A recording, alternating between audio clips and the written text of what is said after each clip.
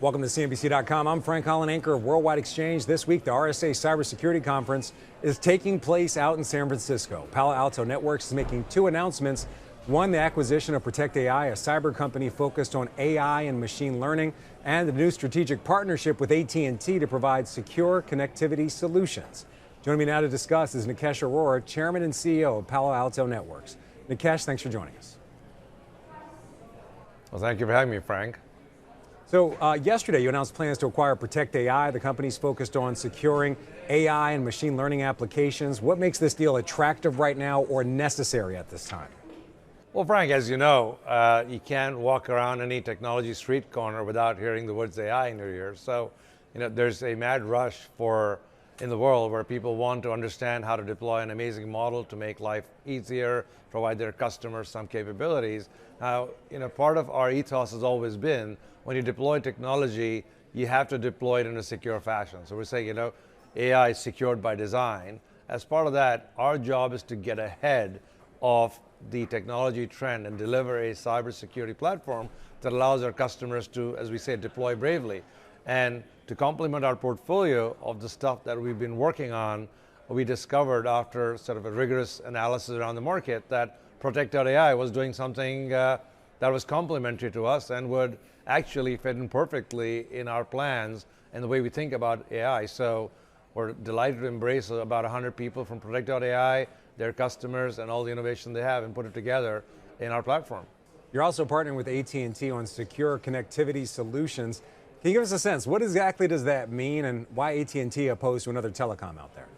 Well, look, AT&T is one of the largest telecom providers in the country. They provide solutions to lots and lots of customers out there of all different sizes, from small to medium-sized customers to very large customers.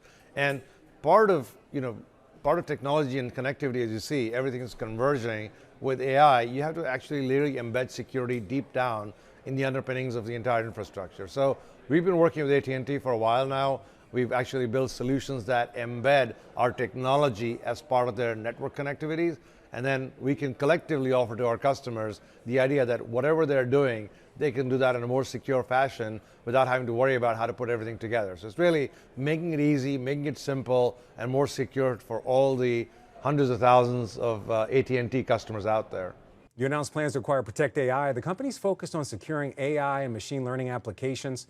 What makes this deal attractive or necessary at this time?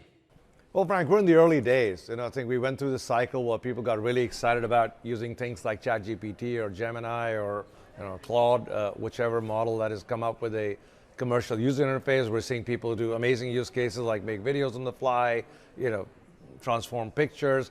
I think all of that is going to start getting into some serious applications on the enterprise side, and our enterprises are out there evaluating how to sort of deploy AI, understand AI, make it work.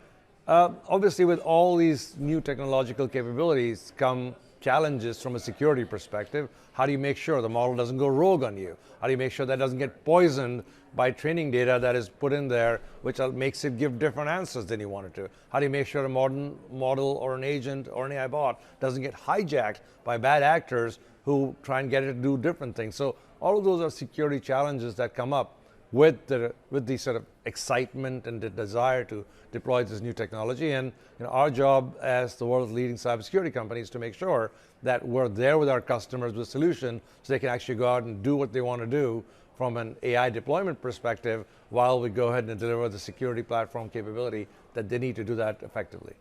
Speaking of that, I was talking to an AI expert today on my on my show earlier today, and they were saying that we're actually running out of human data. We're getting to the point of these virtual training rooms to try to train these different models. Does that create any different or new challenges as we start to run out of this human data and we're trying to actually create the synthetic data to train these models?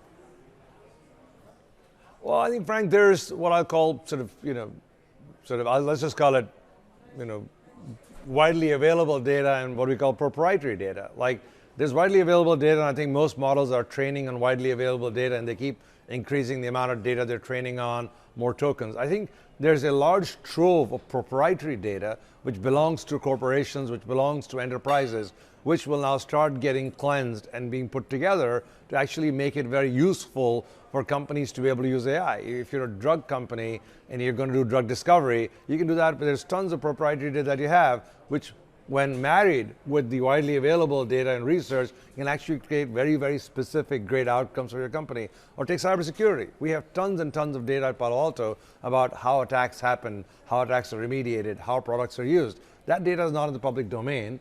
That data, when married with public domain data, can create some amazing security outcomes. So yes, we may run out of widely available data, but there's tons and tons of proprietary data which is going to get cleansed and used to actually train AI to make it more and more useful for specific use cases.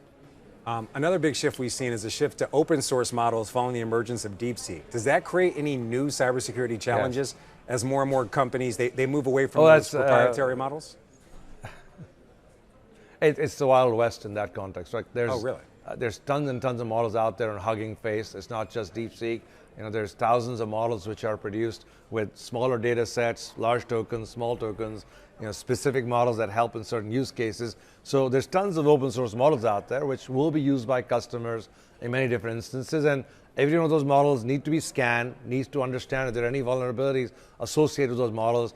Every model needs to be looked at to see who does it talk to in the back end. If it does, is any training data getting leaked? So there's a whole bunch of security enveloping of those models that needs to happen. We do that with our AI firewalls that we sell to our customers, which allows them to use these open source models sort of in a safe fashion. So yes, there is tons of security, I'd say, challenges that need to be addressed while deploying an open source model. And of course, you have to deploy the same capabilities even with models which are not open source, because even they are prone to similar challenges as open source models are. All right, as you know, today is President's 100th day in office for his second term. Palo Alto, a big contract with the federal government. How has this new administration and that DOGE cost-cutting effort, how has it impacted your business?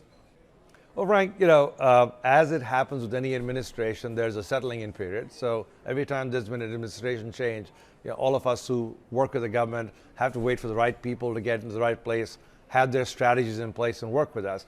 Look, in the long term, I'm hopeful, because the only way you're going to get efficiency is through automation. The only way you're going to get efficiency is through going away from bespoke solutions using people towards automation and products. And that's where our bread and butter is. We're in the automation business, in the security business, the product business, being the largest cybersecurity company. So I think the long-term prospects for any changes that are driven from an efficiency lens are going to be positive for us and possibly much of the cybersecurity industry. I think we're going through, I'd call it the settling in period. And if you want change, you're going to have a little bit of volatility to deal with. So I think it's par for the course. All right, so speaking of that settling in period, as you're calling it, Jeffries came out with a note a few weeks ago saying that federal cyber jobs have been reduced by 45% year over year, and that cyber spend is down 38% in Q1, which is Q2 on the federal government calendar, but down Q1, down 38% Q1 year over year when you're talking about the regular calendar. How does that impact your ability to secure government data, government workloads? Well, I think, Frank, what's interesting to understand, the federal government has spent a majority of their cyber dollars actually in services and people, very little on product. And I think this reduction you're seeing is primarily on the people front. I think the only way to deliver the same quality and capability of cybersecurity that we need to protect our country and all of our classified or non-classified entities is actually to increase the product component of this, because that's where you get solutions that have been tried and tested by multitudes of enterprises out there, which are already battle tested, they're ready to go perform. I think, so for me, it's a good sign, because eventually we're going to have to go protect all these things and compensate for the fact that we don't have people doing it. We need more product and automation to do it. So yes, in the short term, as I said, it's a shift, but that shift is required for it to move towards more, off-the-shelf solutions that can be deployed in a manner that can protect our nation. All right, another big thing that's been going on these 100 days is the trade war, including the trade war with China. Does that impact the cybersecurity landscape at all? The fact that we're having this kind of economic butting of heads, does that lead to more threats or different kind of threats? Well, look, from a trade war perspective, we don't have direct exposure because we're primarily made in USA company, because we believe, we're very cautious about how our code is shared or not shared with various governments around the world. But yes, there is a secondary impact in terms of the uncertainty or the volatility that our customers are seeing, and is making them take a look at things that are going on. And I think as that settles down, the overall business environment is going to settle down as well. But in the short term, there's a little bit of uncertainty, as we talked about, and as long as we get it all settled in some meaningful time frame, I think it's just going to be like we powered through a whole bunch of uncertainty in the past, whether it's a pandemic or supply chain issues. We powered through those things. I'm sure we're going to power through this as well. Another part of the new administration is the trade war with China. Is that impacting cybersecurity at the enterprise level or creating any new threats? Given our position in the cybersecurity industry, obviously we have to work, and we do work both proactively and collaboratively with all the various entities that you talked about, and then some which we haven't talked about. Look, those people are in place. They're very good people. They're very focused on making sure that nothing, we don't miss a step from a national security perspective. So I think that stuff's going to go on. Not a lot we can talk about in public domain, but that stuff is secure. They're paying attention to it. And our job as part of the overall sort of the entire industry, not just us, we're all working collaboratively. In fact, there's a bunch of meetings going on at RSA with many of those folks to make sure that we don't skip a beat and keep delivering the security capabilities and the operational requirements that we have from a security perspective to the country. All right, as you mentioned, you're there at RSA, you're talking to a lot of different cyber leaders, both in private companies, also the federal government. What do you think the big takeaway from this year's RSA will be? I think the big takeaway is going to be AI. A lot of people talking about agentic AI. A lot of people talking about AI. I think the hidden takeaway is we need to get faster in providing cybersecurity solutions. We need to get more real time, and data is gold.